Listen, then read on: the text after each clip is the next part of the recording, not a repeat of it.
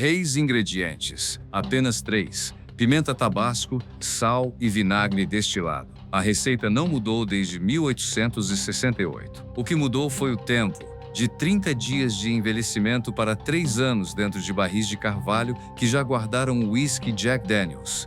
E tudo isso acontece numa ilha pantanosa de Louisiana com o nome de um estado mexicano. Veja como 700 mil garrafas de tabasco saem por dia de uma única fábrica numa ilha de Louisiana, começando pela seleção manual de sementes e passando por 3 anos de envelhecimento em barris de carvalho antes de chegar ao seu prato.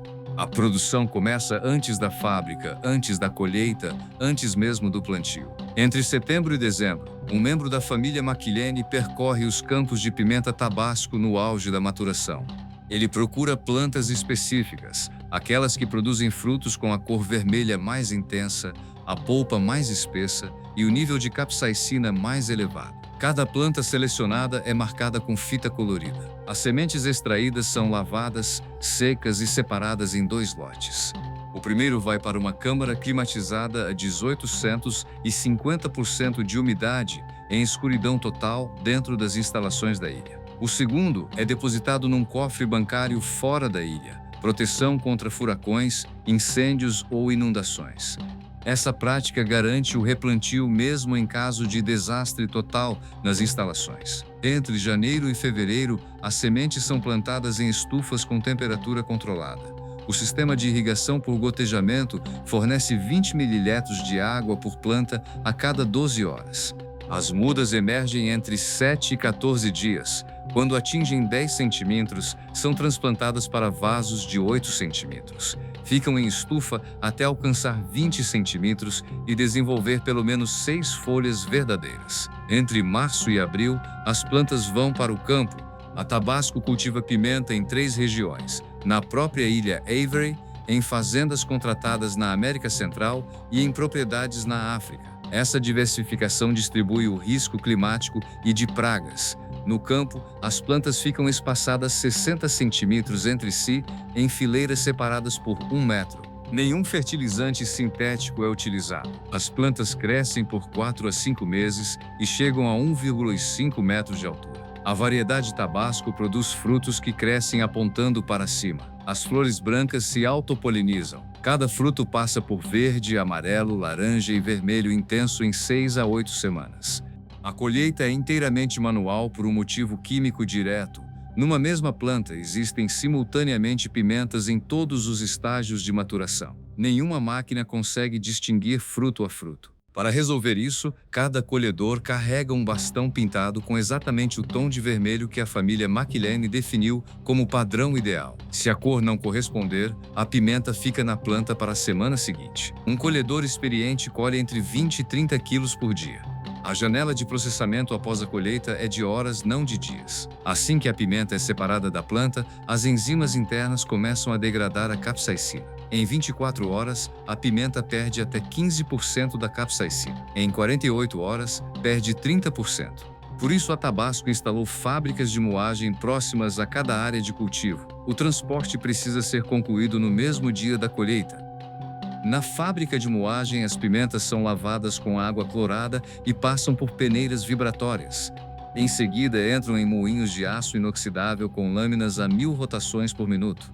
Pimentas inteiras, sementes e cabos saem como um purê espesso. Esse purê recebe sal, não sal refinado, mas sal grosso extraído das minas debaixo da própria ilha Avery. A ilha é uma cúpula salina, uma montanha subterrânea de sal puro que empurra o solo pantanoso para cima. A mina fica a menos de 500 metros da fábrica. A proporção é fixa, 3,5 kg de sal para cada 100 kg de purê.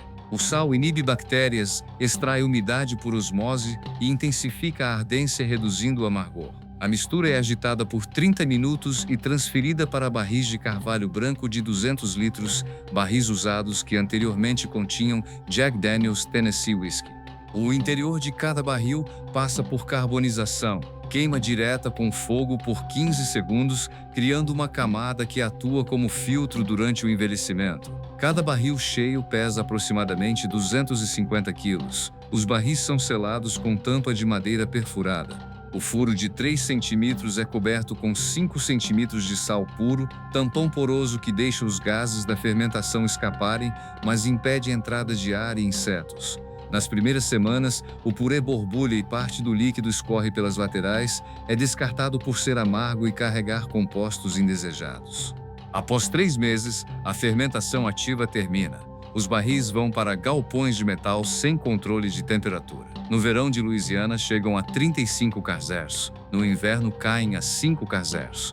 Essa variação de 30 kZers é intencional.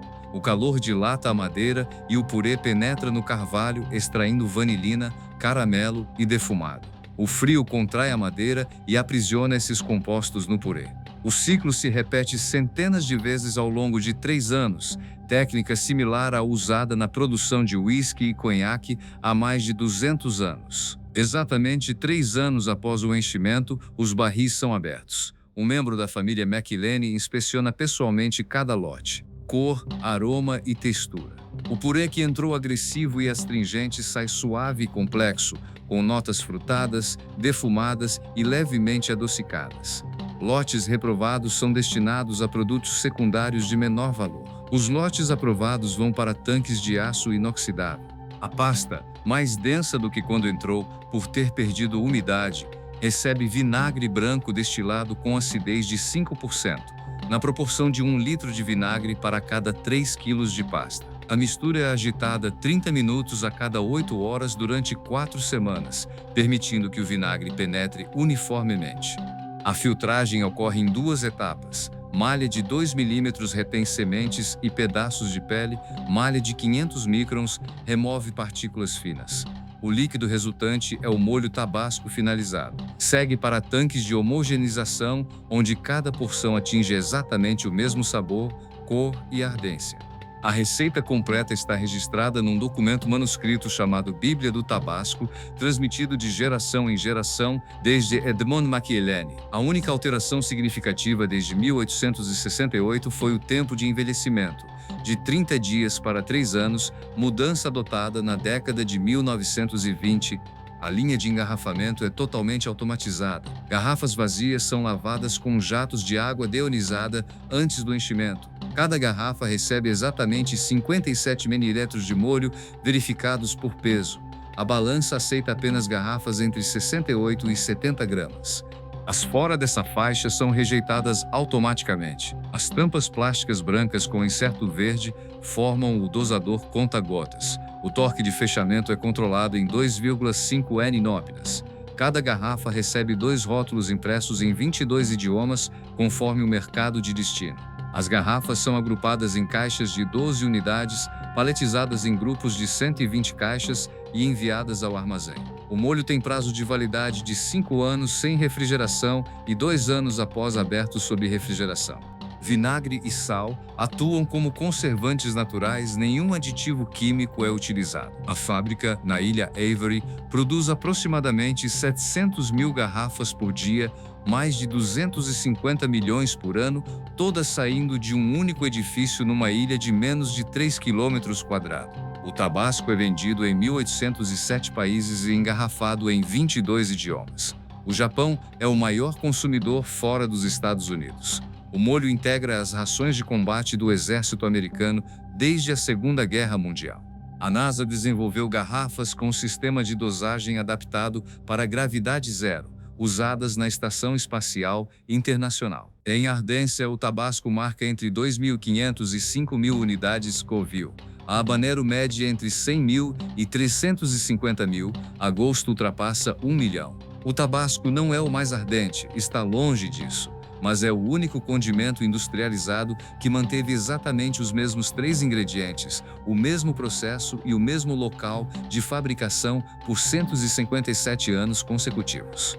O estoque de barris em envelhecimento representa sempre 3 anos de produção futura imobilizada, centenas de milhares de barris de 200 litros sujeitos ao calor de 35 kC no verão e ao frio de 5 kC no inverno, ciclo após ciclo. O controle de qualidade opera em 3 camadas. A primeira é a inspeção humana. Um membro da família McIlhenny avalia pessoalmente cada lote antes da mistura com vinagre. A segunda é a homogeneização em tanques, que elimina variações entre barris. A terceira é o controle gravimétrico automático. Cada garrafa pesada individualmente, com rejeição automática fora da faixa de 68 a 70 gramas. Lotes reprovados na inspeção familiar são redirecionados para produtos secundários e uso industrial com perda significativa de valor, já que o purê envelhecido 3 anos vale muito mais do que o purê rejeitado antes da maturação completa. A distribuição parte da ilha Avery para centros logísticos nos EUA e exportação direta aos 287 países. O preço de varejo varia entre 3 e 8 dólares por garrafa de 57 mililitros. O modelo é verticalmente integrado. A família controla a mina de sal, os campos de cultivo, a fábrica de moagem, os armazéns de envelhecimento, a linha de engarrafamento e a distribuição, tudo dentro ou adjacente à mesma ilha, onde Edmund McIlhenny plantou as primeiras pimentas em 1868. 3 ingredientes: 57 anos, 187 países, 250 milhões de garrafas por ano, tudo fabricado num único edifício, numa ilha de 3 quilômetros ao quadrado, sobre uma montanha de sal. O único ajuste técnico em mais de um século e meio foi ampliar o envelhecimento de 30 dias para 3 anos, mudança feita na década de 1920 e nunca revertida. Detalhe: o estoque de barris em maturação na ilha representa sempre 3 anos de produção futura imobilizada em carvalho e sal. Qual outro processo alimentar centenário vocês querem ver desmontado aqui no canal? Deixem um comentário e se inscrevam para não perder os próximos vídeos.